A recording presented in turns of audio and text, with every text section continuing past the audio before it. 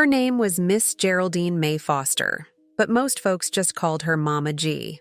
She was the kind of woman who knew how to stretch a dollar, bake a peach cobbler from memory, and pray over a sick child with hands that had buried 2 husbands and raised 3 generations.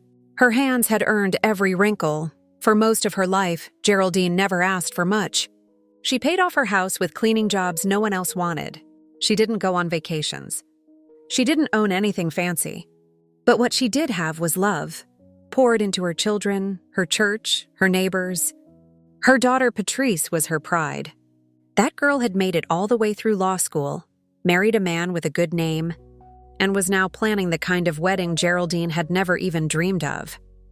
So when Patrice asked if she could borrow $25,000 to help with the venue deposit, Geraldine didn't hesitate. She didn't ask for it in writing. She didn't even ask if she'd get it back, because that's what mothers do. But then came the email. No phone call. No Sunday visit. Just an email with a subject line that read, "Some changes to the wedding plans." Geraldine opened it thinking it might be about the caterer or maybe the colors. Instead, it was a list of logistical reasons why she shouldn't worry about traveling to the ceremony. The venue was small. The guest list was very tight.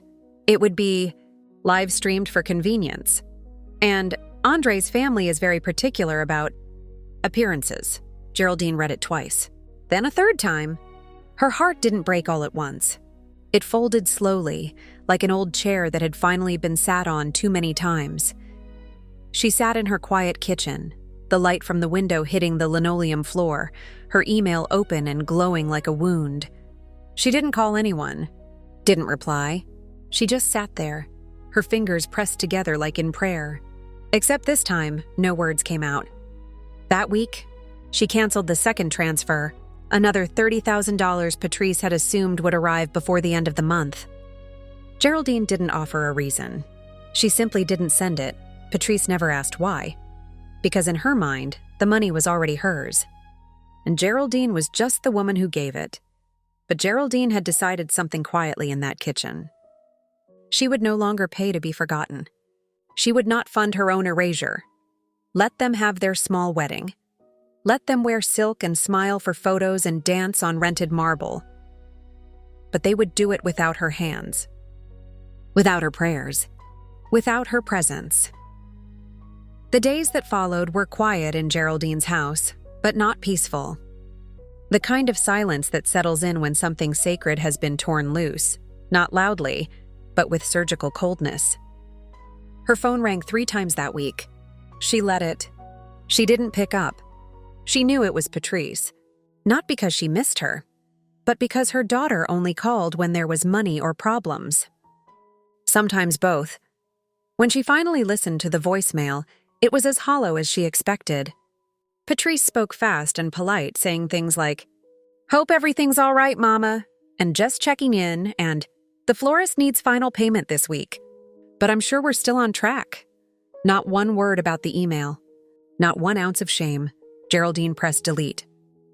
On Sunday, she didn't go to church. Not because she was angry with God, but because she couldn't bear Sister McBride asking, "Are you excited about the wedding?" Or Deacon Ellis saying, "You must be so proud." She didn't want to lie, and she wasn't ready to bleed. So she stayed home. For the first time in 37 years, she stayed home on a Sunday. Instead, she dusted off her old journals, the ones she kept during the years when life was too hard to explain out loud. In one of them, she found a passage she had written decades ago. "If I disappear from their lives tomorrow, would they notice? Or only miss what I gave them?" The words hit differently now. By the end of that week, Patrice's fiancé Andre called. That was a surprise. He had never called Geraldine before.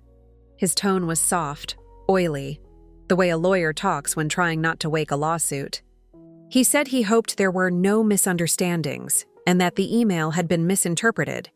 He said she was, of course, welcome, but that things were delicate with his mother. Geraldine said nothing. Not because she was confused, but because clarity can be the loudest silence of all. When he realized she wasn't going to interrupt, Andre said they'd send her the live stream link. Then he hung up.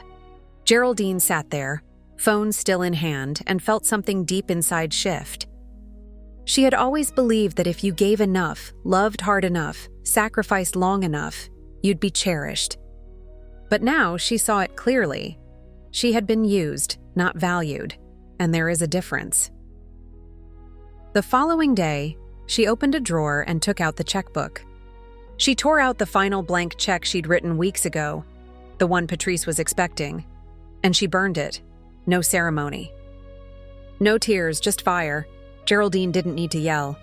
She didn't need to post anything on Facebook. She didn't need revenge. She simply removed herself from the story, and that sometimes is the most devastating thing a forgotten mother can do. The invitations had already gone out. The venue had been booked, the linens chosen, the menu curated down to the wine pairings and monogrammed dessert spoons.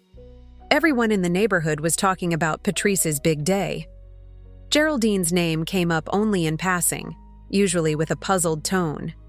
Is Miss Geraldine going to wear lavender? I heard she helped pay for the whole thing. Funny I haven't seen her at any of the fittings. No, one dared ask her directly, and Geraldine didn't volunteer anything. She had moved into a different kind of quiet now. Not wounded silence, but chosen stillness, the kind that builds like a slow storm. Every day she woke up, made her tea, fed the birds in the backyard, and wrote one thing she no longer apologized for. One morning it was needing to be respected. Another day, not giving money just to be invited. By the end of the week, she had filled a page, and by the time the wedding was 2 days away, she had filled the notebook. Meanwhile, the cracks had started to show. Patrice had miscounted chairs. The florist canceled after a miscommunication over a balance not paid. The venue coordinator grew frustrated with unanswered calls and incomplete payments. And Andre's family, the polished ones who had suggested Geraldine not be present, had started asking pointed questions about finances. There was tension now, but no one reached out, not to apologize, not to check in, not even to send the livestream link. Geraldine wasn't surprised. She was simply watching the very thing she had once held together begin to tilt. Not because she pushed it, but because she stepped away. The night before the wedding, she sat on her porch as dusk fell, a shawl over her shoulders, her tea going cold. She listened to the far-off hum of music as neighbors gathered and gossiped. And for a moment she felt something unusual, not sadness, not regret. Freedom. For the first time in her life, she wasn't rushing to fix what others broke. She wasn't stretching herself thin to be acceptable. She wasn't hiding her disappointment behind a warm pie and a Sunday smile. She simply sat in her own skin, uninvited, undeniable, and completely whole. Saturday. Morning arrived with the kind of golden sun that made everything look perfect on the outside. Geraldine watched the light spill across her porch as she drank her tea in the same cup she'd used for 20 years. Across town, white tents were being raised. Bouquets delivered. Last-minute bobby pins secured in nervous hair. And at the center of it all, a daughter marrying without her mother. Geraldine didn't cry. She folded her linens. She watered her plants. She turned off her phone. There was no bitterness in her movements. No dramatic soundtrack in the air. Just a quiet rhythm, the kind that comes after the storm has passed and nothing but truth remains. She had spent decades putting others before herself, feeding mouths that never asked if she had eaten, writing checks before being thanked, being polite when being hurt. Not today. Today, she baked a small apple pie. Not for guests. Just for herself. She added extra cinnamon, the way she liked it, and placed it on the windowsill to cool. The house smelled like home, even if nobody came to visit. Later that afternoon, she heard the chime of her doorbell. It was Sister Charlene from church, holding a covered dish and wearing an expression that hovered between awkward and apologetic. I figured you might like some company today, she said gently. Geraldine smiled, not out of politeness, but because it felt right. She set out 2 plates. No wedding talk. No speculation. They talked about roses. About good peaches this season.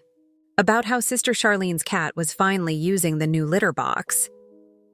That evening, as the sky deepened to a smoky purple, Geraldine stood by the window and saw her reflection. She didn't see a woman left out. She saw a woman who had stepped out, on her own terms. Somewhere across town, music swelled. Glasses clinked. Vows were exchanged beneath rented chandeliers. Geraldine imagined it only briefly, like a scene from a movie she'd once wanted to star in, but now no longer felt attached to. Her name wouldn't be mentioned in the toasts. Her face wouldn't appear in the photos. There would be no speech about the woman who had given everything and been invited nowhere. But in her small, candle-lit kitchen, there was warmth. There was peace. There was her. She didn't need witnesses to reclaim her worth. She just needed one honest day with herself, and she had finally found. Weeks passed. The wedding photos made their way onto social media, framed in filters and false smiles. Patrice had posted a carousel of carefully chosen images: her dress, the cake, the vows, the moment she danced with Andre's father. Geraldine wasn't tagged. She wasn't even mentioned. It was as if she had never existed in that chapter of her daughter's life. And yet, she didn't flinch. She saw the photos one afternoon when Sister Charlene handed her the church bulletin, which had a small congratulatory line inside. Geraldine read it once, folded the page, and tucked it into her Bible. She wasn't angry. She wasn't bitter. She had simply moved on. In the weeks that followed, something inside her began to shift in ways that couldn't be seen from the outside. She started joining the Wednesday night sewing circle again. She opened her curtains each morning without dread. She even began planning a trip, not to anyone's wedding or baby shower, but to Savannah, Georgia. A city she had always wanted to visit, but never had the time or permission to consider. One afternoon, as she was pruning the lilacs in her garden, a letter arrived. The handwriting was familiar, a little tighter, like someone trying to be formal. It was from Patrice. The envelope was expensive. The words inside were not. Apologies were made, but only half-formed. It was never my intention to hurt you. There were so many moving parts. I hope we can talk soon.